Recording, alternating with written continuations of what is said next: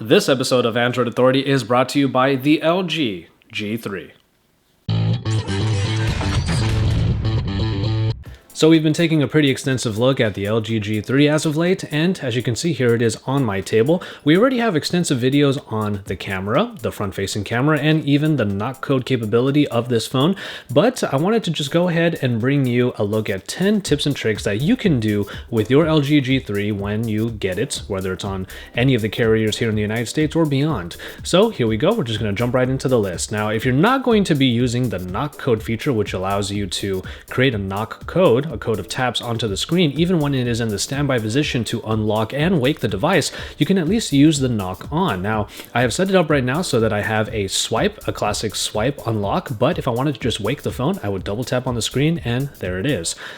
We have the simple swipe to unlock right there, but if I wanted to also turn off, or rather put the phone in standby, turn off the screen, I could double tap on any blank area of my actual home screen and it will also turn off the phone. It's a very easy way of turning on and off your device.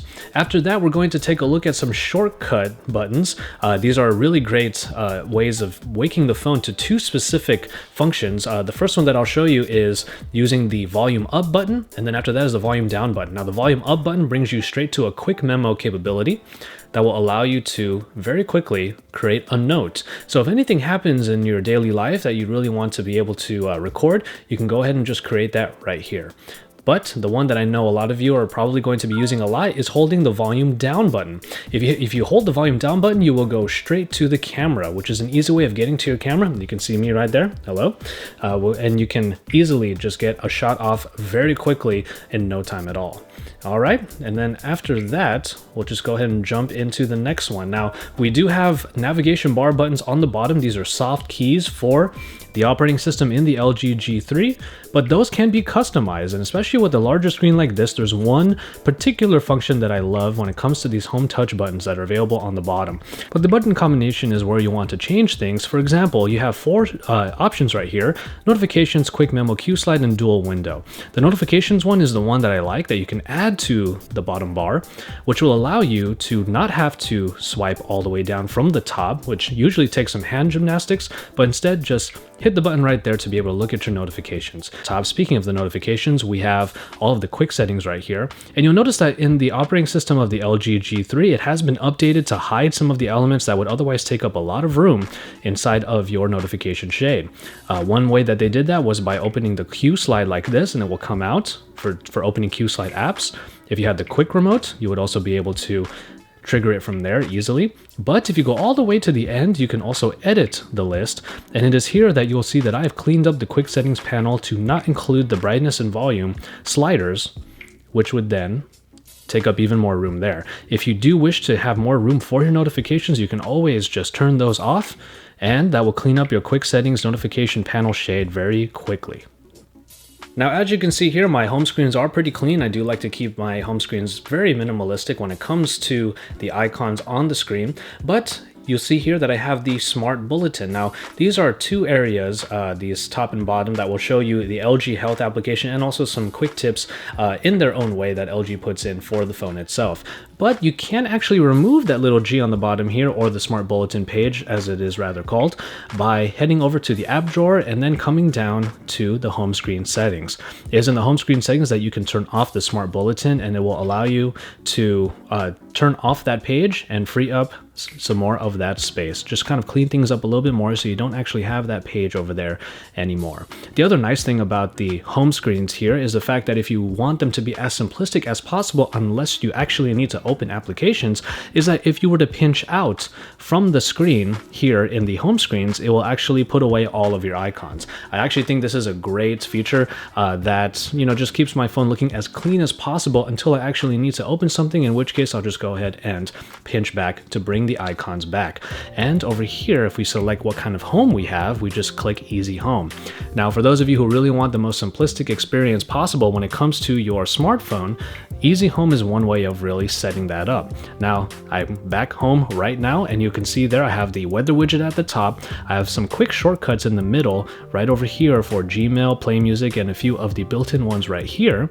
And those allow me to get to some really key functions. If I wanted to dial a number right away, the home screen is already the place to do that. Swipe over to the right and you can add any number of applications here to be easily triggered when you want to open them up. Very easy, very simple to use. In order for you to go back to it, to the original home screen rather, you can head over to the home screen settings. You'll notice that the font is a little bit bigger here already, just to make things even easier. But if I go back to home screen and select home, things go back to normal, as it were. We're here in the general settings area, and you'll see that I'm trying to head over to accessibility right here, and we have touch zoom right here. Touch zoom basically allows you to triple tap on the screen, and you'll notice I already have it on. And if you triple tap on the screen, you'll see that the entire operating system, or interface rather, becomes a zoomable interface. And from here I can zoom in even more. Now this is not typically a place that you would be able to zoom in, and you'll see I'm using 2 fingers to slide around and pinching to zoom and pinching out to zoom out, and it allows you to really be able to just look at anything on the phone that you may or may not be able to see because it's too small, just by using a triple tap. And there you go, we're back to normal. And then if we come out of the accessibility area, just scroll down a little bit and we go to security. Security allows you the ability to set a content lock for anything in the gallery. So if you have embarrassing photos or videos or anything like that that you do want to just keep away from prying eyes, well, that is something you can set up right here.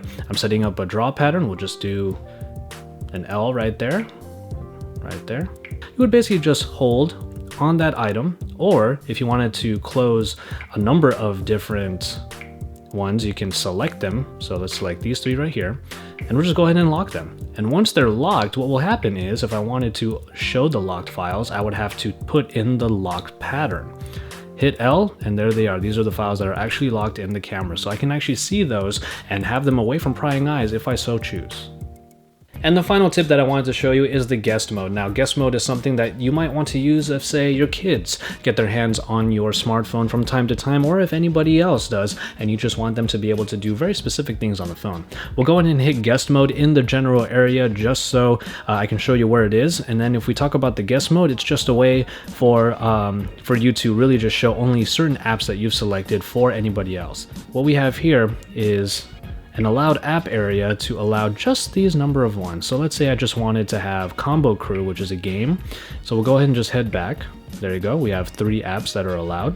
You have a wallpaper and a lock screen type. For the lock screen, you can set it up for any number of things. So if you do a pattern right here, okay, and now what you can do here is after I set up the pattern for my general lock screen, now we can set up a pattern to use that will go straight into guest mode. So if you were to give someone else the phone, you would just put this code in, and from there you will be able to just get into guest mode. So if you're giving your phone to anybody else, just put in the guest mode pattern, and that's what they're going to get. So if I was going to demonstrate that for you right now, you would just do it like this. Just knock off, knock on.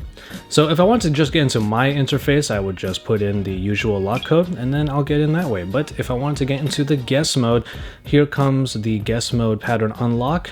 And there you go. There are only these particular applications that are available, and that's all that that person will be able to use. While I will get notifications for phones, phone calls, and alarms, these are the only 3 things that I have allowed them to use in terms of the applications. And so there you have it for this look at some quick tips and tricks, 10 in particular, in no particular order rather, for you to be able to do with your LG G3 when you do get it. There are some really useful tips in here. Like I said already, there were a couple that I really did like to use just to keep things as clean as possible. And from there, that is just some of the content that we have for the LG G3. We have even more that is available, so make sure you'll take a look at our channel, subscribe if you haven't already, and to drop us likes on our videos because we love to see those thumbs up. After that, you can head on over to AndroidAuthority.com for even more content because we are your source for all things Android.